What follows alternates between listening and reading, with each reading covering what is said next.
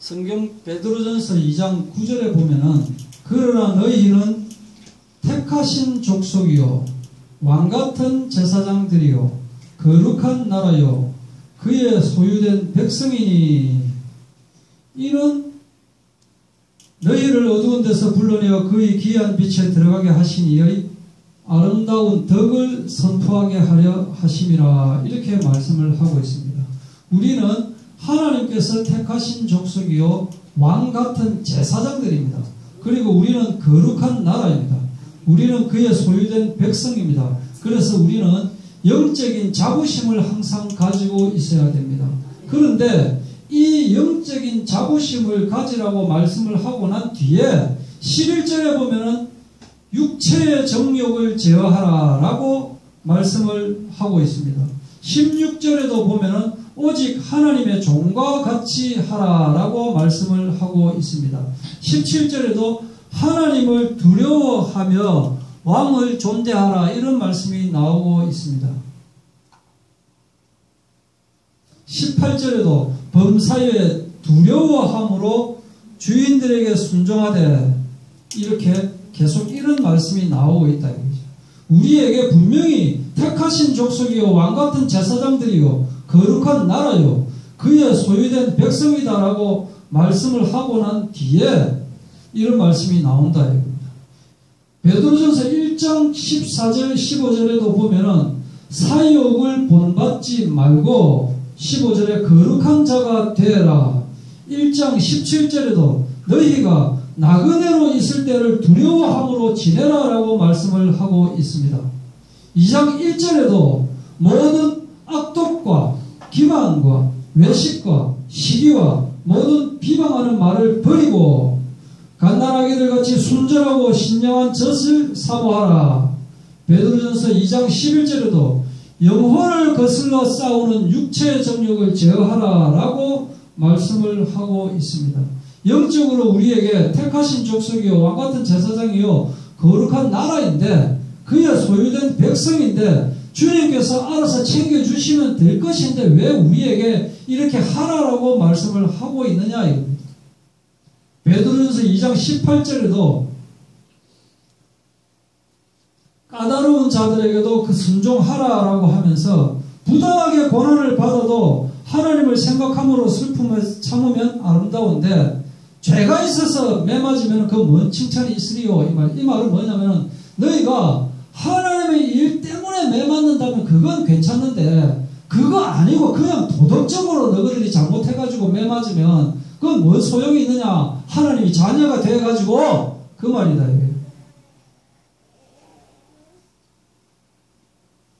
왜 이렇게 권면을 하고 있을까요?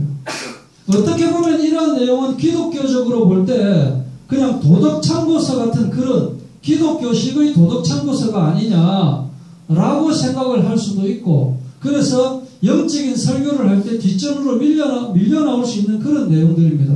또 이렇게 만약에 살면은 뭔가 손해볼 것 같은 그런 내용인데 성경에서는 이렇게 살아라라고 말씀을 하고 있다 이거죠. 그런데 이런 것을 또 강조를 하면은 고리타분하게 느껴진다. 그럼 성경에서 이렇게 나와 있는데 그렇게 하면 할 필요가 없느냐? 할 필요가 없는데 그럼 성경에서 왜 나와 있느냐 이 말이에요. 뭐 할 것은 하고 지킬 것은 지키라라고 성경에서 말씀하고 있다 이겁니다. 그 이유가 무엇이냐면은 이렇게 하지 않으면 사탄의 시험에 들기 때문입니다. 내가 잘 믿으면 되지 뭐 이렇게까지 해야 되느냐라고 생각할 수 있지만은 이렇게 자기 자신을 제어하지 않으면 영적인 싸움에서 이길 수가 없습니다. 사람들은 자기가 믿는다고 하면서 어떤 식으로 믿느냐면은 자기 방식의 믿음으로 믿고 있습니다. 자기 만족으로 믿고 있다. 그래서 내가 이렇게 열심히 하면 주님께서 알아주시겠지라고 하면서 찬양을 하고 있습니다. 찬양은 분명히 주님에게 내가 나의 기도로서 하나님에게 찬양하는 것이 찬양인데 우리는 대부분이 기도 찬양할 때 제가 여러분들 찬양하시는 모습을 보면 자기 흥에 찬양을 하고 있다. 자기가 기뻐서 찬양하고 자기가 슬퍼서 찬양하는 주님에게 기도하는 것이라고 분명히 말씀을 드렸는데도 내 기분에 따라서 내가 좀 기분 나쁜데 기분이 좀 좋지 않은데 오늘 찬양이 기쁜 찬양만 하면 왜 저렇게 오늘 뭐 좋은 일 있다고 저렇게 저런 찬양하냐. 또 내가 또 굉장히 기분 좋은데 찬양이 좀 느린 찬양하면 무슨 이거 장송곡을 하고 있냐. 기분이 좋은데 좀 기쁜 찬양 안 하고 이렇게 자기 기분에 따라 생각을 하고 있다. 이거예요. 내가 이렇게 열심히 하루도 빠짐없이 열심히 성경을 계속 쓰면 주님께서 기뻐하시겠지. 성경에 제가 아무리 살펴봐도 있잖아요. 계속해서 성경을 열심히 쓰면 주님께서 기뻐하신다는 말은 없습니다. 그런데 목사님들은 그런 강조를 엄청나게 많이 하십니다. 그냥 쓰면 그래서 저번에 말씀드렸잖아요. 30몇 년을 단 하루도 빠지지 않고 새벽기도 나가시고 병 걸리시고 내가 이렇게까지 했는데도 주님께서 나를 안 알아봐 주신 그건 자기가 좋아서 그렇게 하는 거라니까요. 자기 만족 때문에 이렇게 하면 주님께서 나를 알아봐 주시겠지라고 하는 거예요. 자기 정성이에요. 그렇게 하는 사람들이 누굽니까? 그게 바리새인들이라니까요. 바리새인들이 그렇게 해서 주님 앞에서 외식하면서 기도하고 내가 이렇게까지 헌금하지 않았습니까? 라고 앞에 나와서 하고 있는 그게 바리새인들이라니까요. 그런데 우리가 바리새인처럼 믿지 말아라고 하면서 우리가 바리새인처럼 행동을 하고 있어요.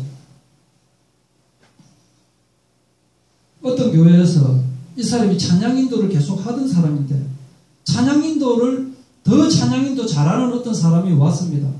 그래서 찬양 인도를 이제는 이분한테 넘기시죠라고 하니까 그 일 때문에 싸움을 하는 거예요. 그럼 이 사람은 뭐냐? 주님께서 나에게 주시는 말씀을 받으려고 교회에 나오는 것이 아니라 찬양 인도하기 위해서 교회에 나오는 거다. 그러면 자기가 인도자로서 사람 앞에 나서고 싶어서 나온 거다 이겁니다. 그건 자기 만족의 믿음이다 이거죠. 찬양 사역자 간증을 들어오면 어쩌다가 목이 어떻게 걸려가지고 성대 결절 이런 거 있었는데 주님에게 기도하였더니 목을 다시 낫게 하여 주셔서 이렇게 찬양할 수 있게 하여 주셨다. 그리고 또 어떤 거 있을 때 무슨 일이 있어가 늦게 갈 뻔하였는데 주님께서 인도하여 주셔서 길이 쫙 열려가지고 그래서 가서 많은 사람들 찬양할 수 있었다. 그래서 그건 뭔데요 그게? 찬양했는데 어쨌단 말이에요 그게? 그건 자기한테 만족스러웠다 이거죠. 자기한테. 그건 감정이 아닙니다. 그건 자기 자랑이지.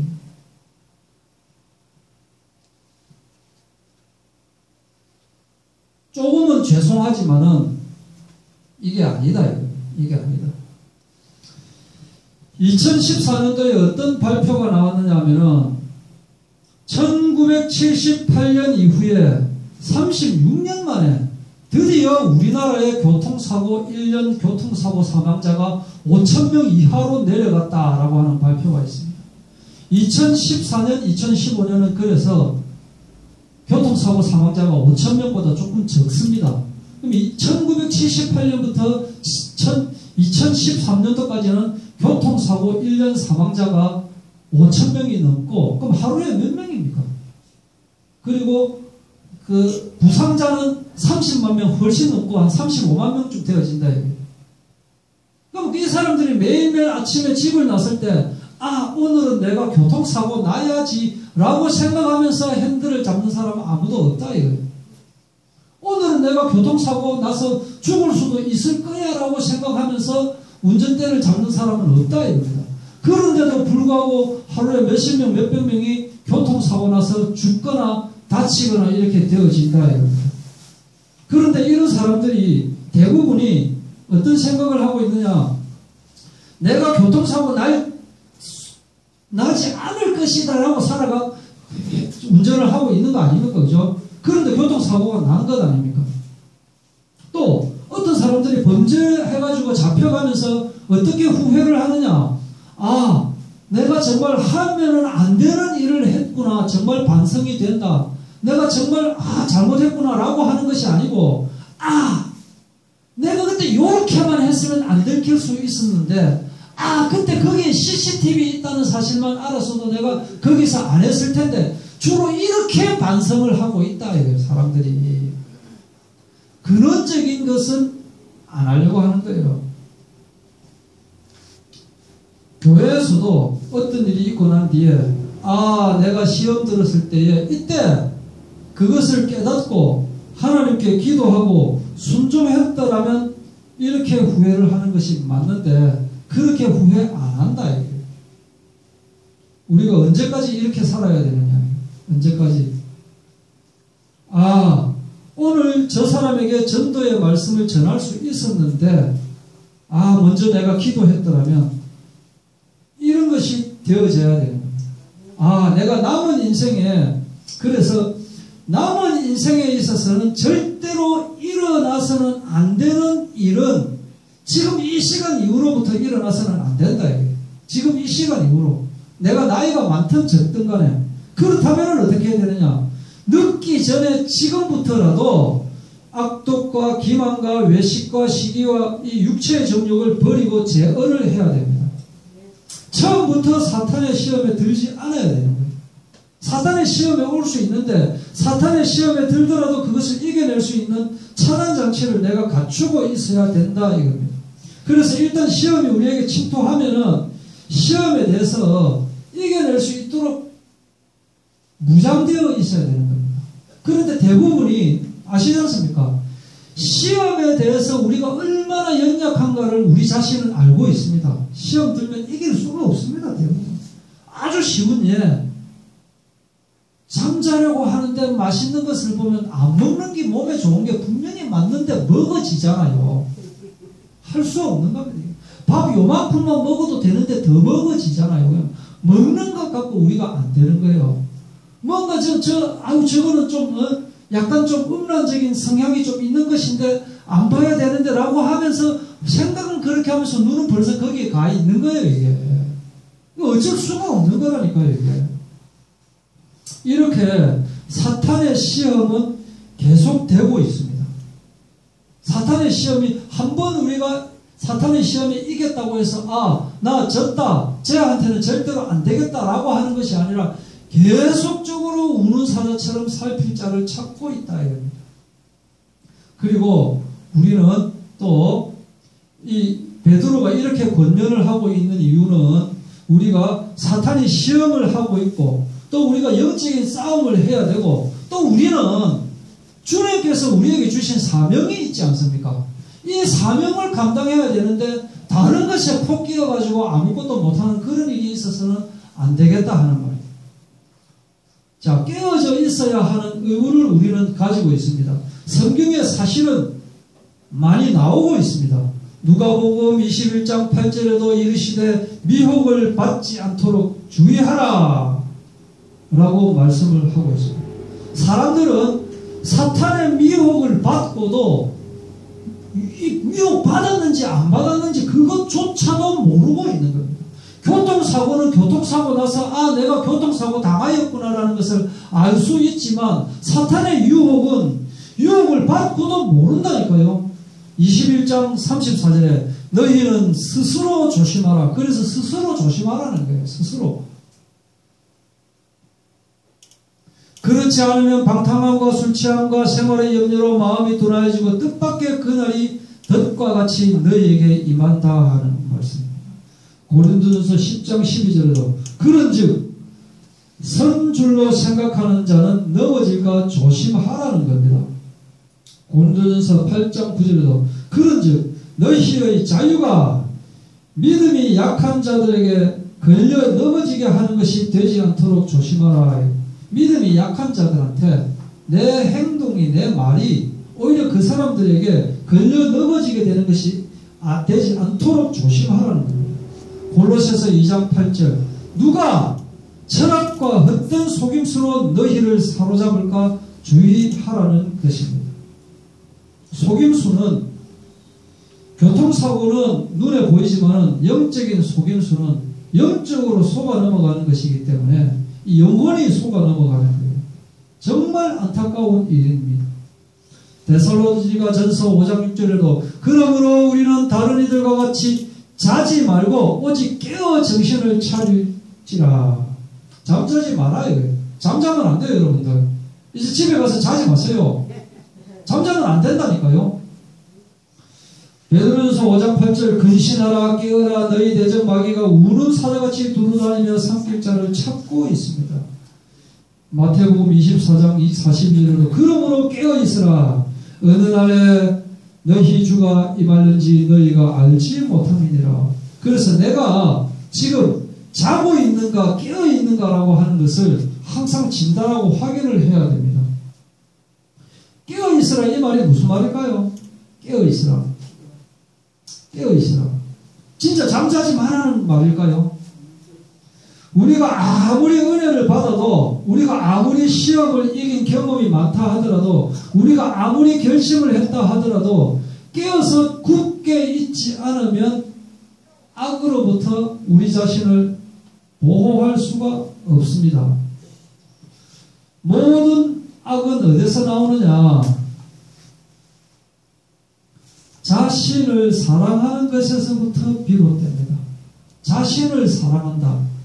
조금 쉽게 이야기하면 이기주의를 말하는 것이거든요. 근데 이 이기주의라는 것이 대부분의 사람이 자기가 이기주의라는 것을 모릅니다. 자기중심적으로 우리는 살아가고 있잖아요. 자기중심적으로. 내 생각대로 살아가고 있잖아요.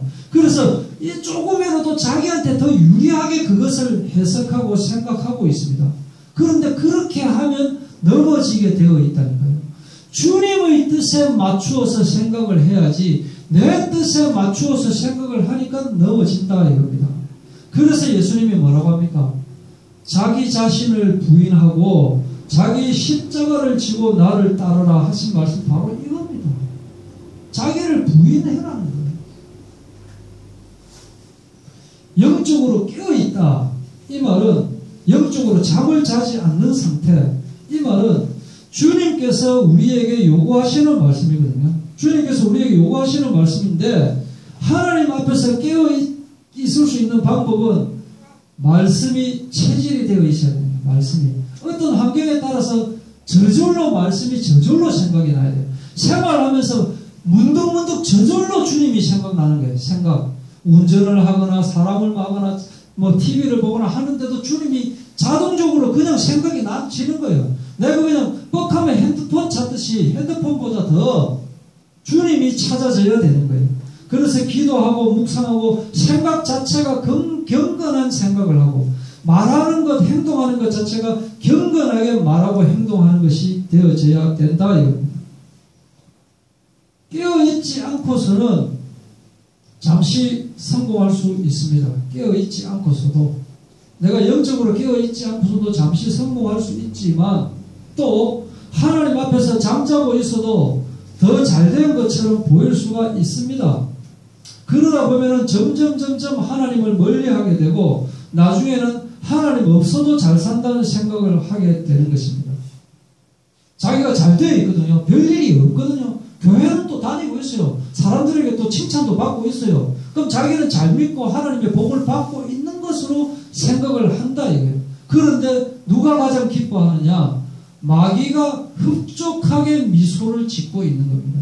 가장 마귀가 바람직하게 생각하고 있는 스타일은 무엇이냐? 이미 안 믿는 사람은 밥이 되었기 때문에 그거는 뭐 끝장났기 때문에 말할 것도 없고 교회는 다니고 마음은 마귀가 주는 그 마음 속에 들어가서 행동하고 뒹굴고 기뻐하고 즐거워하고 있는 사람들 말하고 있습니다.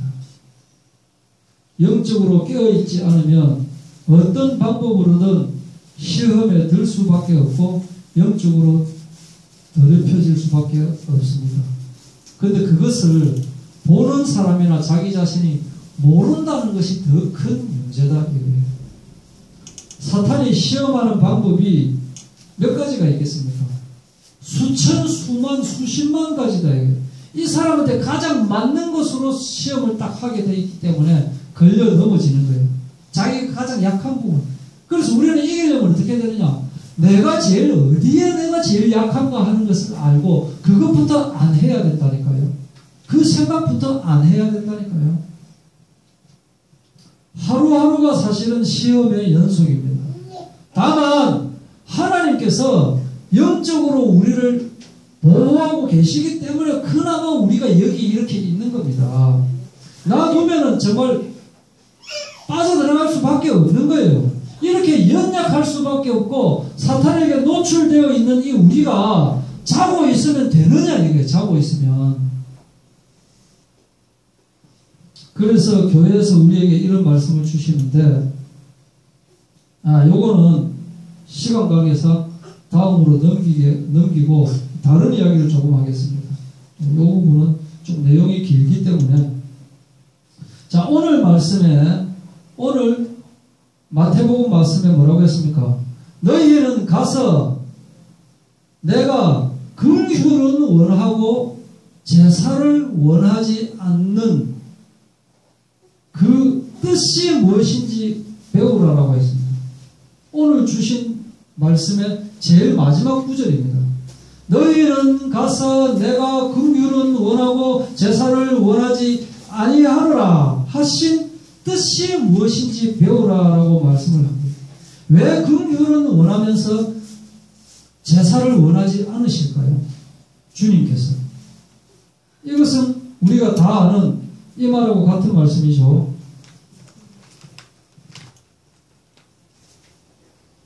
여호와께서 말씀하시되 너희의 무수한 재물이 내게 무엇이 유익하뇨? 나는 수량의 번제와 살찐 짐승의 기름에 배불렀고 나는 수소맞이나 어린 양이나 수염소의 피를 기뻐하지 아니하노라 라고 말씀을 하고 있습니다.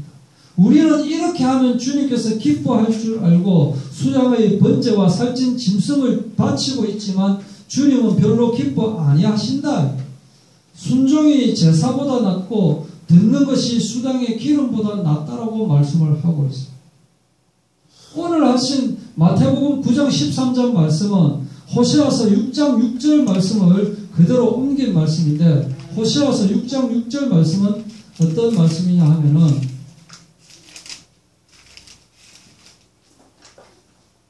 나는 인애를 원하고 제사를 원하지 아니하며 번제보다 하나님 아는 것을 원하노라 라고 하고 있습니다.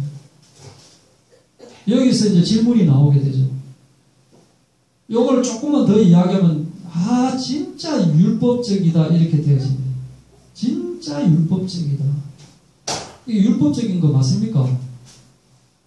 맨날 24시간 365일 교회 나올 때마다 맨날 이것만 갖고 이야기하고 야고보 사도만 갖고 이야기하면 그것이 좀 율법적일 수 있습니다. 그러나 우리가 영적으로 이렇게 자기 자신을 제어하지 않고 온전하게 내가 주님에게 내 모든 것을 맡긴다라고 하는 그 청년이 지금 전도사하고 있던데 전도사인지 지금 다른 거 되는지 모르겠는데 이 앞번에 보니까 전도사하고 있더라고요. 전도사 하고 있는데 주님께 내 모든 것을 맡기기 때문에 주님께서 나를 사용하여 주시면 내가 사용될 것이고 사용 안 하여 주시면 안 할 것이다라고 그냥 뒤로 나자빠 누워있다 이거죠. 아주 소극적이고 아주 그것은 진짜 자기중심적이고 아주 그건 이기적인 거예요. 우리가 교회에 왜 나옵니까? 신앙생활을 왜 합니까? 우리 신앙생활을 왜 하는 겁니까? 그죠? 잘 생각을 해요. 이게 지금 하는 게 어려운 내용이 아니거든요. 힘든 내용도 아니고 어려운 내용도 아니고 그냥 마음만 이렇게 먹고 있으면 저절로 되어지는 거예요. 저절로 되어지는데 그렇게 안 하고 있잖아요, 지금. 우리 시선이 믿음의 주여 온전케 하시는 이 주 예수 그리스도를 바라보라라고 했는데 예수 그리스도를 안 바치기 때문에 자꾸 일어나는 문제고 이 말씀이라니까요. 마음과 생각을 정리하겠습니다. 그래서 오늘 주신 말씀이 뭐냐면은 베드로전서 제일 처음에 2장 9절에 우리가 택하신 족속이고 왕같은 제사장이고 거룩한 나라고 그의 소유된 백성이기 때문에 우리 자신의 육체의 정욕을 제어하라라고 하는 것입니다. 그럼 내가 스스로 이것이 맞나 아닌가라고 하는 것을 진단해야 되는 거예요. 우리가 내 모든 생각과 행동이 영적인 양심의 가책을 느끼는가 느끼지 않는가라고 하는 것을 아침마다 생각을 해야 돼요. 사람들을 만날 때 어떤 말을 할 때 생각을 해야 된다니까요. 내 이런 이 생각과 행동하는 것이 내 말고 다른 가족이 알아도 부끄러운가 안 부끄러운가, 시간이 지나도 이게 옳다고 생각이 되어질 수 있는가라고 하는 것을 진단을 하고 말하고 행동해야 되는 거예요. 설교하는 사람은 더 그렇고 뭐 사람들 만나는 사람도 다 그렇고 우리는 하나님의 자녀이기 때문에, 그래서 영적인 자부심을 내가 가지고 있는, 영적인 자부심이란 말은 굉장히 중요한 단어거든요. 이 세상 사람하고 다르다는 단어입니다. 이게 하나님의 자녀라는 뜻이에요. 그리고 이것이 주님께서 책망하실 행동인가, 주님으로부터 칭찬을 받을 수 있는 행동인가라는 것을 생각을 하고 말하고 해야 되는 거예요. 자기 자랑하는 것이 아니고. 저도 마찬가지예요. 저도 여기서 떳떳할 수는 없습니다. 분명히 말씀드리지만. 그러나 그러한 생각을 내가 체질이 되어질 수 있도록 끊임없이 노력을 해야 되는 거예요.